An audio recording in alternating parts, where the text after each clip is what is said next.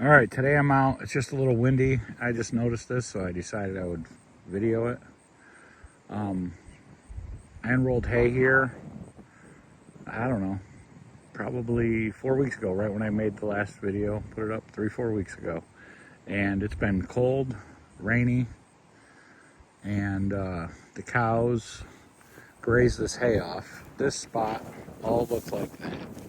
Also, didn't really grow much for grass, never really greened up. And I think I showed that in the video. Well, I unrolled hay through here, and as we can see in the hay residue, there's green popping up everywhere. This is rather amazing. It's all got to be cool season grass. This hay is supposed to be Timothy and red clover, but the cows cleaned it up. Obviously, they manured in here and urinated on it some, but we can come to this spot. Not sure how good the camera picks up how green that is amongst the hay in there. But then if we just go just a few feet away from it where there was no hay, there's virtually nothing green. And this is grass coming in. So this method to regenerate pasture and get it moving, it works really well. When I unrolled the hay here, we hadn't had rain, and so it was all really brown. But I still have the cows down in that big paddock. I haven't been rotationally grazing them. I'm just letting them pick and go through there, feeding out more hay all over the place in some of the worst spots. But this was the first hay that I put in here when I moved them in, and it is just transforming this. I wish I had, 500 bales to feed out and the animals to consume 500 bales, because I'd cover every inch of this property with hay and let the cows eat it. You can see we're going to take a walk. Everything's pretty much dormant now. Not really growing except for where we fed out hay. We're going to come back here where the cows are. And that's a spot that I did not unroll it. I just put an entire bale down. I'm sort of regretting that at the moment.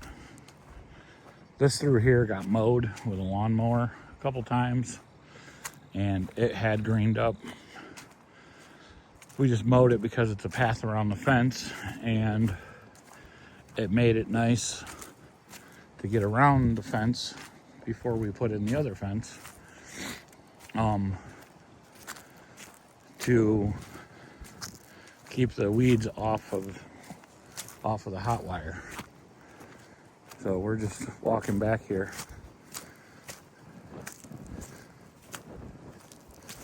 Down there on the other side, I fed out a couple bales. You can kind of see the residue. I'm not going to cross the creek today. Don't feel like dealing with the mud. But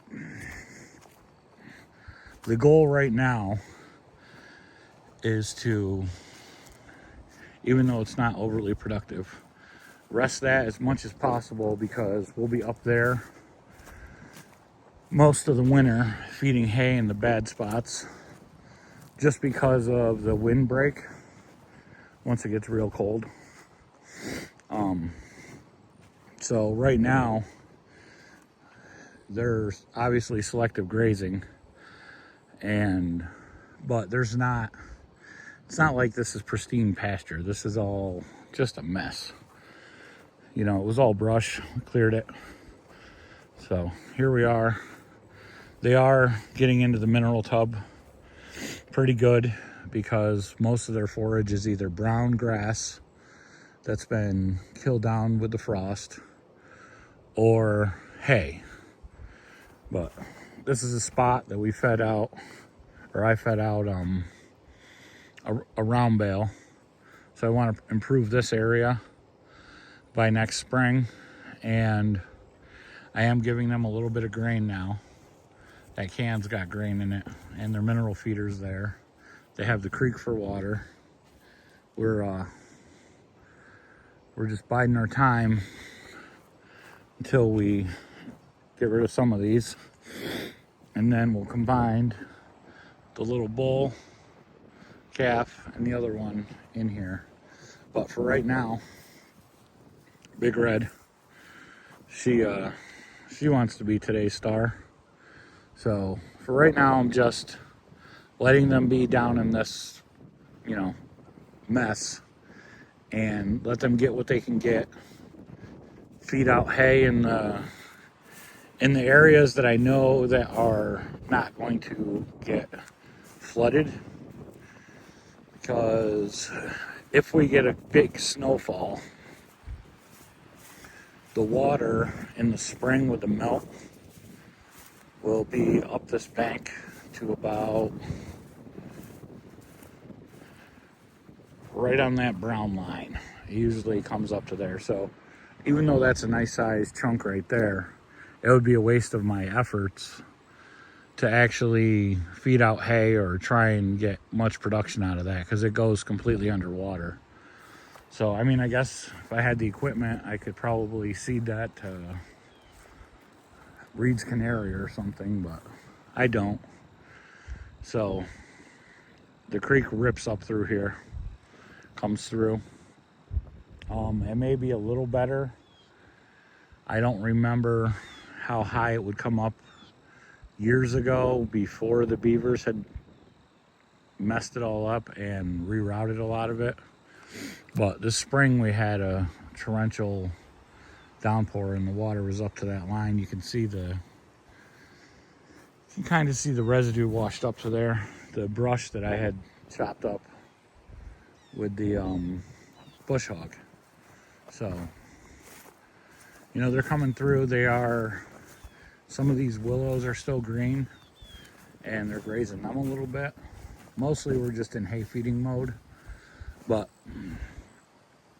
for right now, it's to try and scavenge as much forage out of here as they're interested in eating, and feed hay in the areas that can actually be improved, because it wouldn't make any sense to put a bunch of residue down and then have a big washout, wash it all down the creek. So I don't want that stuff in the creek anyway. But so mostly feeding out on high ground. But this area, there's a lot of residue here, and I know that by next spring it won't all be broken down. This will be brown most of next summer. Bobette, you'll be enjoying the benefits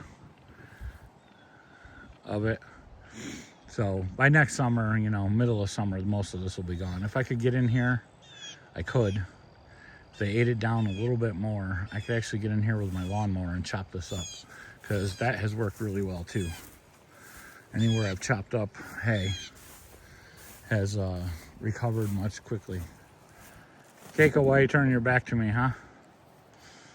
She doesn't want to say hi. She's not feeling photogenic today. The rest of them are, though.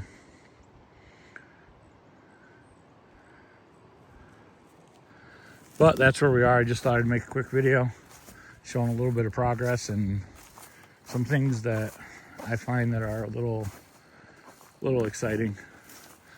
See, most of that over there looks kind of green, but what a lot of that is broom sedge or witch's broom, and there's a lot of peppermint growing. I don't even know where the peppermint came from.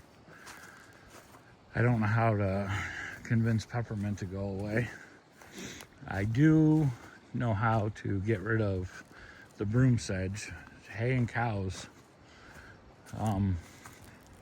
has done fairly well at reducing it in the main pasture. But as you can see down in there, there's some forage left, some green grass, and inside all that brown. And they're just taking advantage of that. Next year, hopefully this will be, I'll have a little bit more time, and the cows will come in, and you know, we'll clear some more of this brush and get it a little bit more pasture land out of it. Like this chunk right here, sloping down the hill, it was all brushy. I cleared that up. I was able to bush hog that, and you know, maybe in a year or two it'll grow grass, some actual grass on this bank. As I've said in the past, on small scale limited land, every inch that I can pick up square foot is more production for my animals. So I definitely don't have pristine pastures. These up here are looking nice, but that's, you know, they ate it all, and you know, it got mowed. So we'll see how that does. Got some baleage, fermented hay. Gonna feed that out too. Probably start feeding that out. The 4 of them that are going for processing go in December 13th. So I'll start feeding this out probably first or second week in November, and finish them out on that baleage. So they'll have 5-6 weeks of that. I think there's 12 bales of it. They're 1,700 pound bales. They were a bear to try and unload. My tractor could barely pick them up.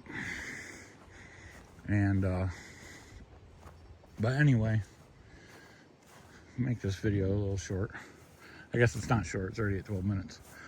You can see up through there, nice and green in spots, bare and others. Over here, where I have never fed hay, is another example of terrible, non-productive ground. I have not fed anything out over there. We've rotated cows through it now for, I don't know how many years, 5. And we've gotten no production, uptick in production through here. I don't know why. I haven't tested the soil.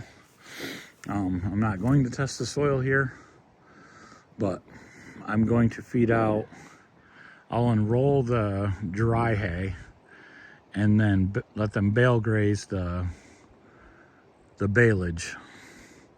So that should get me, and we'll put them in pretty tight. That'll get this to be a fairly small concentration of cow impact to improve this little corner here. It's, with the amount of cows we have, we should be able to, in grass production season, during the summer, we should be able to get 1 day out of it every 45 days. And I have been having to double the size of it because there's just been nothing growing. So it doesn't sound like, you know, okay, you're gonna get 1 day every 45 days, but if we go through that, we have about 180 days, so 4 times through the year, we can get that instead of having to double it because of lack of production.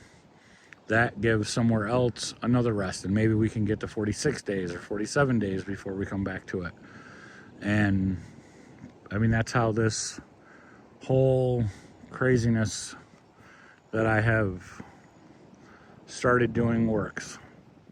If you like the video, hit the thumbs up. Thank you.